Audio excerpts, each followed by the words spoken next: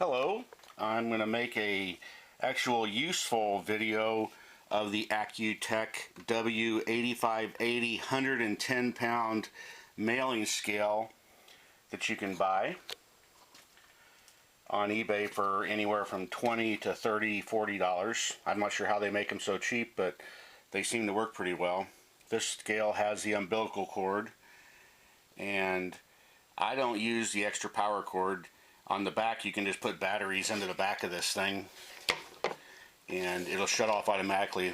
There is the power cable if you want to use the AC. And I'm making this video because I bought this scale, and when I went to see some useful videos I saw a lot of guys doing the woohoo and oh look what I got and I'm going to unbox and show you all my junk. But nothing really useful. For instance, how do you calibrate this scale? So I'm going to show you how to calibrate it very easily. So let's go ahead and turn it on. Here's the power button. Let her get powered up there. This is the zero out button. It's also called a tear button. And what that means is you can put a box on there or pretty much anything you want to. Like for instance, let's put a pair of scissors on there. Let's say our pair of scissors was a box and we wanted to fill that box with a specific poundage of something. If you hit this zero, it'll zero it out, and now you can fill that box up with a pound of something, not measuring the box. So that's kind of handy. And another handy item, see now it goes back to negative how much the scissors weigh, so you just hit zero out again and it'll do that. Another useful thing, and if you buy one of the other scales that actually has, it doesn't have a remote that moves around like this, you can use this hold function, saying hold the weight for me, and then when I take the weight off, it'll still read the weight for me until you hit hold again, then it'll go back to zero. So that can be kind of handy. Otherwise, when you weigh the scissors, as soon as you pull them off, it goes back down. Okay. So what I think is important, the other thing I'll show you is you can use this button, of course, up here to do pounds. I think hopefully you can see that is reading pounds. You can do ounces. So for instance, the scissors weigh 2.2 ounces. You can do grams. These scissors weigh 60 grams. You can do pounds. So it weighs 2.1 ounces. 0 pounds, 1.28 ounces. Okay, but how do we know it's accurate? When you put a weight on there, how do you know that it's accurate? Well, first of all, you can calibrate this scale, and what you need is a box that weighs at least 5 pounds. Or more, but it has to be in round numbers of 5 pounds. So what I have is I actually have a box here that I know weighs 5 pounds. How do I know it weighs 5 pounds? Well, let's show you. Okay, so the first thing we got to do is make sure that we got a 5-pound weight there. And if it's good enough for the post office, it's good enough for me. So that's the box I'm going to use to calibrate at 5 pounds according to the post office. Let's just make sure that this is exactly what I think it is, 5 pounds, according to the post office. And if it's good enough for their scale, it'll be good enough for ours. So, okay. And we're back. Okay, so we know our box weighs 5 pounds, good enough for the post office, good enough for us. Let me get your clamp back on here. And what we're going to do is turn the scale off. So with the scale off, what you do is first press the grams, ounces, kilograms, or whatever, push that, and then push the power button. And you'll see a bunch of crazy numbers come up. See the crazy numbers? Then hit power again, and it says 2 euro, whatever that means. Okay, see the 5 pounds? If you want to do more than 5 pounds, you hit this button, 15 pounds. Or 16 pounds, 17 pounds, 18 pounds, 19 pounds, 20 pounds. 30 pounds. You can calibrate any of these weights you want to. So if you're doing like 70-pound weight, you can do that. But I think it has to be without any extra digits. So you can do 101, 102. This is a 110-pound scale, and you can calibrate all the way up to 110, but then the next one is 5. So we're going to calibrate at 5. Okay? We've got it ready to go. So let's just turn it off and do that all again for you, okay? So let's just turn it off. If you blow it and you say, oh, I don't have a 5-pound weight, you didn't ruin anything by not calibrating. So once again, push this button and then this button. The crazy numbers will come up. Hit the power button again. Get the 2 ERO on there, whatever that stands for, and we're ready to calibrate. That 5 pounds, it's going to do this on its own.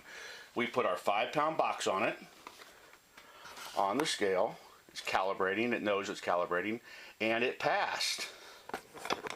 Let me just show you that I got the box on the scale, the proper size box on the scale, and it calibrated. Okay, so let's turn it off. And let's say that you were crazy and your box was wrong. Okay, your box weight was wrong. So let's get the calibration to come back up again.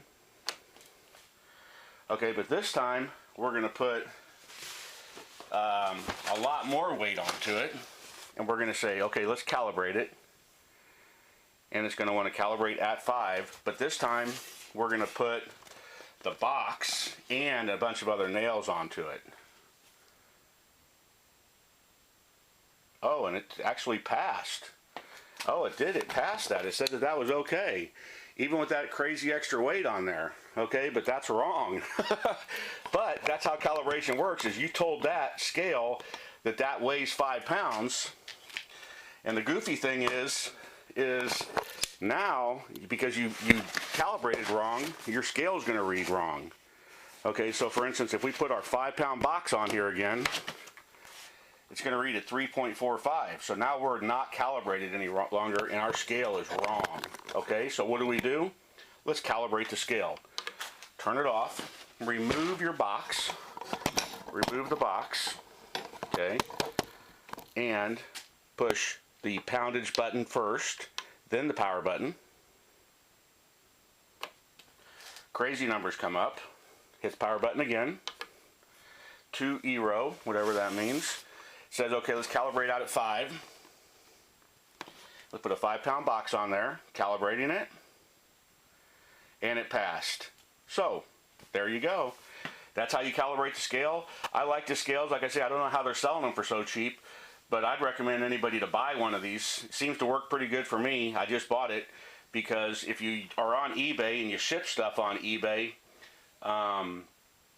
you get like, if you get a discount, maybe 10%, which is not a lot on a $6 package, but like on a $9 package, you can mail it off for maybe a $2 discount.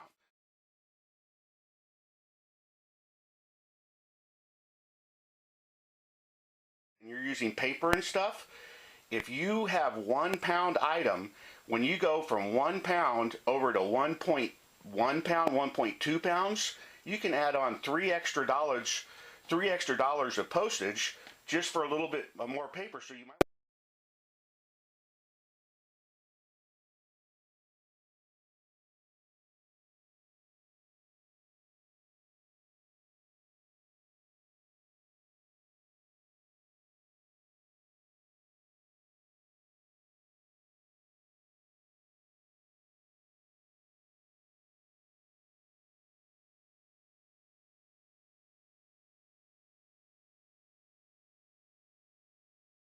Take some of your filler out there, or you might want to try using some of these plastic bags. These air bags are good. They don't weigh up. So paper is okay if you've got the weight for it, but if you don't, if it's overage, then you can look on your mail scale and say, holy cow, if I send that thing at 1 pound, it'll only cost me, you know, $7 or $5, or if I mail it at 1.2 pounds, or like 1 pound 2 ounces, it might cost you $10. And now that's only $3, but this scale costs about $20, and if you can save yourself $3 10 times, the scale paid for itself. So there you go. The other feature is if when you pull the box off and it goes back down to 0 weight, I think this thing will turn itself off in like a minute. But I won't waste your time on that. So anyway, I mainly needed to make a video for people to show them how to calibrate the scales, because all the other videos had a lot of hooting and hollering and whatnot. This one was here to show you maybe some useful information. Okay, happy eBaying or shipping or whatever you're weighing. Well, hold on a second. I wanted to show you one more thing. It's like, how did you get that weight to be exactly 5 pounds when you went to the post office? What I did is I got a box that fits properly on this scale, and I guess I can show you how big the scale is. It is about 6.5 inches, maybe 7 inches one way, and about 8 inches the other way. So I got this proper fitting box to go onto it. And what I did is I got a phone book. Can you see down in there? I got a phone book. Actually, I'm going to show you here where the scale goes off again by itself maybe. So I got a phone book and stuck it in there. And then I got this little Rubbermaid thing. And when I was at the post office, I started dropping some screws into it. I had some screws until it got right up to 5 pounds. So I was at the post office. Oh, see, got to have the lid in there. And with the lid makes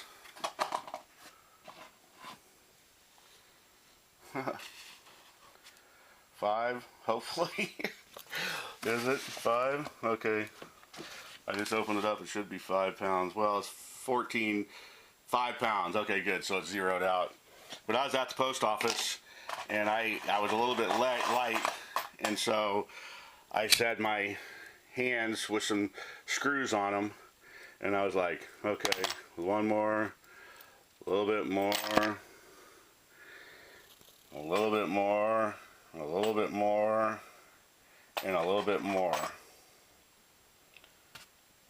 Well, did one fall off to the side? At any rate, it got, oh, I don't have the lid on there. You got to throw the lid on, and then it comes up to the 5 pounds. So, cool. Anyway, if you want to do your own calibration, get yourself a box and a phone book and maybe some screws or nuts or bolts, and then just feed them in there. You could also use, if you got a can full of coins that you fill up your pockets with, you can take and put those into something like that. So that's just an idea on how you can do that. Okay, bye.